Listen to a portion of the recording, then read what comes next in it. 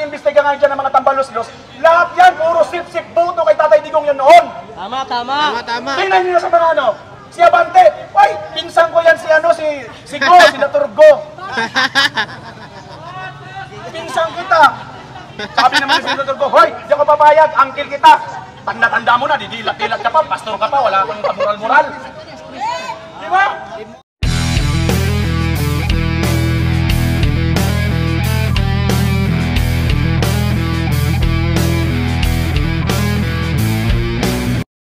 Mga kababayan, bakit po tayo nandito?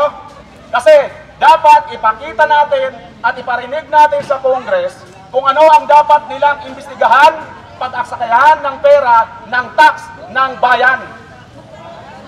Yung ayuda po na nanggaling sa Amerika, hindi po natin alam kung saan nila dinala.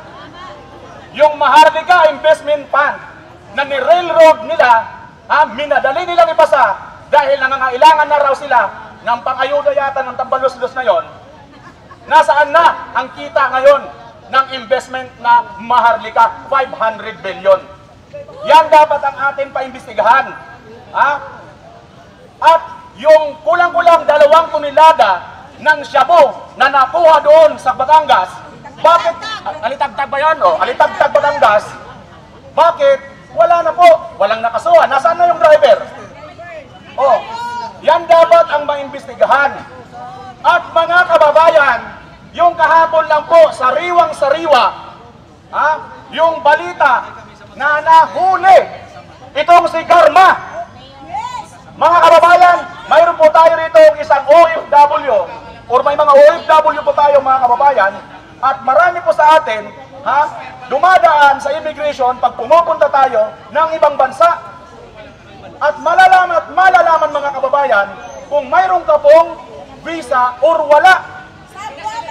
Kahit nga po mga kababayan, wala kang visa yung bansang pupuntahan mo katulad ng Hong Kong or Thailand or Vietnam, hahanapan ka pa rin ng mga reason, dahilan.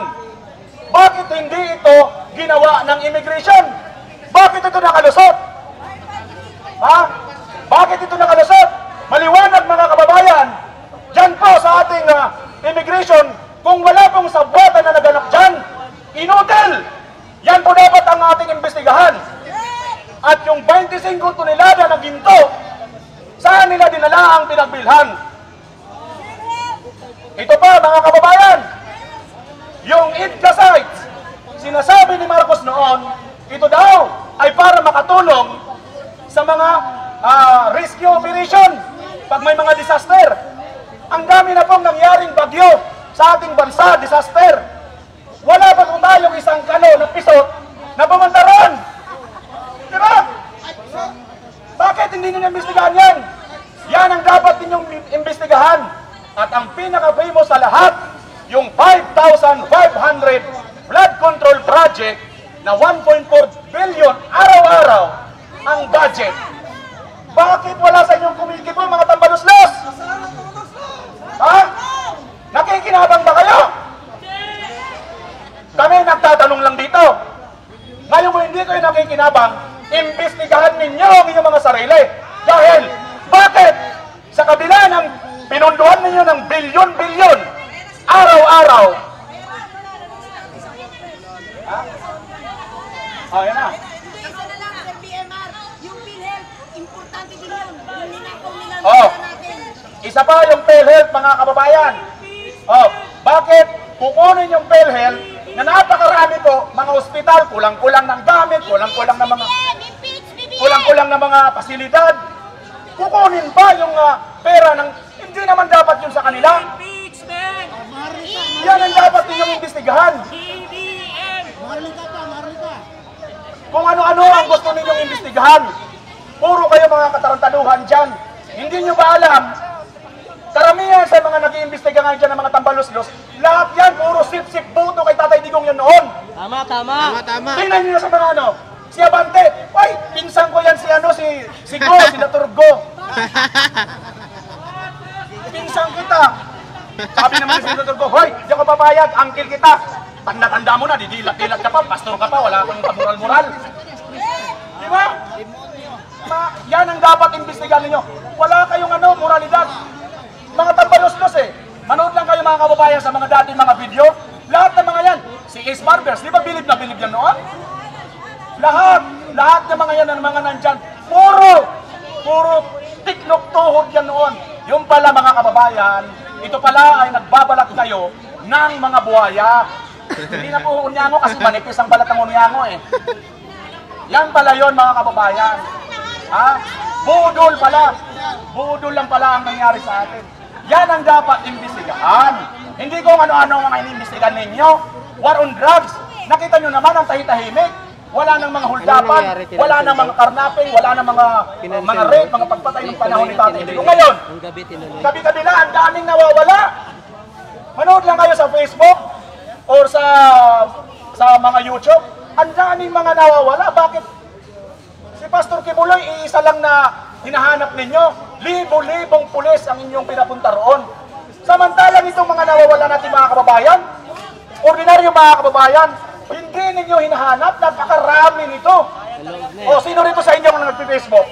Di ba, ang daming nakikita natin na naka-post, share, paki-share, nawala si ganito, nawala si ganon, bata, matanda, bakla, tumboy, may ngipin, wala. Di ba mga kababayan? Ito dapat ang pagtuunan ng pansin at pag-aksayahan ng pera ng bayan. Ay yung iba dyan, may nagsasyaron pa nga eh. Sa kapal na mga mukha niya. Nasaan na yung PCGG? Oh, wala eh. PCGG, una yata. Special Commission on Good Government. Una nang inabolish yun eh. Una nang inabolish yun, yung pagkaano niya. Tinanggal na, di ba? Una na yung kaagad, yun ang kaagad ang inuna niya kasi nga, yun ang magsisita sa kanila. Pati anti-corruption. Pangalan nun? Si ano? Bilgita, di ba? Bilgita? O yun, mga kababayan. Okay. O sige. Mag-aantay po tayo rito at mag-aabang po tayo sa magaganap at hindi po natin iiwanan si Tatay Digong. Samahan niyo po kami, mga kababayan. Duterte! Duterte! Duterte! Duterte! Duterte! Duterte! Duterte! Ako ay taga Mindanao. Pumunta lang ako nito para titingnan ko si Tatay Digong. Pero parang hindi pa lumabas eh. Kaya bantayan natin talaga kung ano ba ang balita. Hinarap pa siya o hindi. Kasi parang nagtatago na yata sila. Balita ko mayroon daw deliver na Pampers. Yun ang narinig ko. Si Tatay Digong, nung nakaupo pa siya, walang mali talaga ang ginagawa niyang war on drug.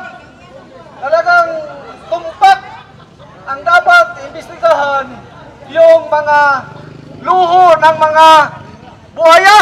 Tama. Bakit iniimbestigahan kung saan sila nakabili niyan?